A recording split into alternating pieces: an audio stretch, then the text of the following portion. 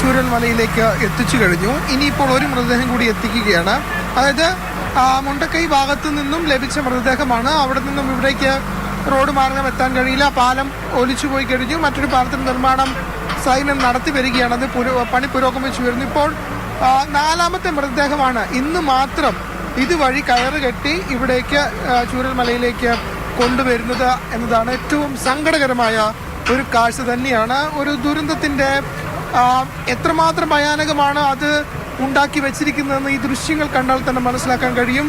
ഒരു നാടപ്പാടെ ഒറ്റപ്പെട്ടു പോകുന്നു. അവിടെ മൃതദേഹങ്ങൾ കാണുന്നു. ആ മൃതദേഹങ്ങൾ അവിടെ നിന്നും പുറത്തേക്ക് എത്തിക്കാൻ കയറ് കെട്ടി ഇങ്ങനെ എത്തിക്കേണ്ടി വരുന്നു എന്നത് അടുത്തിടെയൊന്നും നമ്മുടെ നാട്, നമ്മുടെ കേരളം ഇതുവരെ കാണാത്ത ഒരു കാഴ്ച തന്നെയാണെന്ന് പറയേണ്ടി വരും. സങ്കടത്തോടെ നമുക്ക് അത് പറയേണ്ടി വരും. ഇതിപ്പോൾ ഇന്നത്തെ ദിവസം 4ാമത്തെ മൃതദേഹമാണ് ആ ഭാഗത്തു നിന്നും ഇവിടേക്ക് ചൂരൽമലയിലേക്ക് എത്തിക്കുന്നത് എന്നതാണ്. ഏതായാലും സങ്കടകരമാണ് ഇവിടുത്തെ കാഴ്ചകൾ. ഓരോ 10 മിനിറ്റ് ഇടവേളയിലും ഓരോ മൃതദേഹം ഇവിടേക്ക് എത്തുന്നു എന്നതാണ് ഇപ്പോഴത്തെ കാഴ്ച. ഒപ്പം തന്നെ ഒരു വശത്ത് ഇത്തരത്തിൽ സാഹസികമായി കൂടി മൃതദേഹങ്ങൾ ഇവിടേക്ക് എത്തിക്കുമ്പോൾ മറുവശത്ത് സൈന്യം പാലം നിർമ്മാണം തുടങ്ങിക്കഴിഞ്ഞു. അത് ഇന്ന് രാത്രിയോടുകൂടി പൂർത്തിയാക്കും എന്നതാണ് സൈന്യം തന്നെ വ്യക്തമാക്കുന്നത്. അങ്ങനെ പാലം പൂർത്തിയാക്കിയാൽ മാത്രമാണ് ഇവിടെ നിന്നും അവിടേക്ക് യന്ത്രങ്ങൾ, അതായത് മണ്ണുമാന്തി യന്ത്രങ്ങൾ അടക്കം അവിടേക്ക് എത്തിച്ചുകൊണ്ട്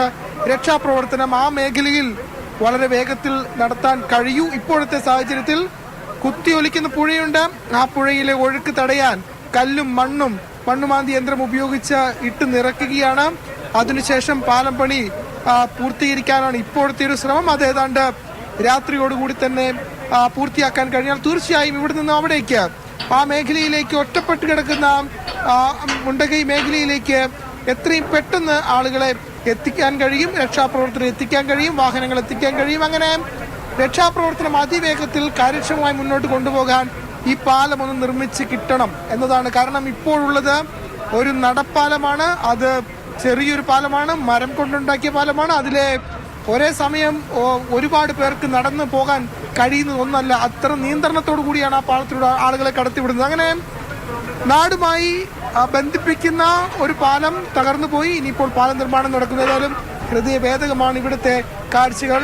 അതായത് അക്ഷരാർത്ഥത്തിൽ ഒരു ശവപ്പുറമായി മാറുന്നു ഈ പ്രദേശം എന്ന് പറയാം. ഓരോ നിമിഷവും അല്ലെങ്കിൽ ഓരോ 10 മിനിറ്റ് ഇടവേളകളിലും ഈ മുണ്ടക്കൈ മേഖലയിൽ നിന്നും ഈ ചൂരൽമലയിലേക്ക് ഓരോ മൃതദേഹങ്ങളായി ഇങ്ങോട്ടേക്ക് കൊണ്ടുവരുന്നു എന്നതാണ് ഈ പ്രദേശം. ചൂരൽമല ഭാഗം നമുക്കറിയാം. കഴിഞ്ഞ ദിവസം ഈ ഭാഗത്തെ ആളുകൾ, ഇവിടെ കുടുങ്ങിക്കിടന്ന ആളുകൾ, മരിച്ച ആളുകൾ, മരണപ്പെട്ട ആളുകൾ ഒക്കെ തന്നെ എല്ലാവരെയും ആശുപത്രിയിലേക്ക് എത്തിക്കുകയും പരിക്കേറ്റവർക്ക് ചികിത്സ നൽകുകയും ഒക്കെ തന്നെ ചെയ്തതാണ്. പക്ഷേ ആ മേഖലയിലേക്ക്, മുണ്ടക്കൈ മേഖലയിലേക്ക് എത്താൻ കഴിഞ്ഞിരുന്നില്ല എന്നതാണ്. പക്ഷേ ഇപ്പോൾ അവിടെ രക്ഷാപ്രവർത്തനം ഉണ്ടെങ്കിൽ കൂടി അത് കാര്യക്ഷമമായ രക്ഷാപ്രവർത്തനമായി മാറണമെങ്കിൽ തീർച്ചയായും യന്ത്രസഹായം ആവശ്യമുണ്ട്. മണ്ണുമാന്തി യന്ത്രമടക്കം അവിടേക്ക് എത്തിക്കേണ്ടതുണ്ട്. വെളിച്ച സംവിധാനമടക്കം അവിടെ ആവശ്യമായി വരും. പക്ഷേ അത് പൂർത്തീകരിക്കണമെങ്കിൽ തീർച്ചയായും ഇപ്പോൾ നിർമ്മിക്കുന്ന ഈ സൈന്യത്തിന്റെ പാല നിർമ്മാണം അത് തുടങ്ങിക്കഴിഞ്ഞിട്ടുണ്ട്. വളരെ വേഗത്തിൽ, അതിവേഗം, ദ്രുതഗതിയിൽ തന്നെ പുരോഗമിക്കുന്നു. അത്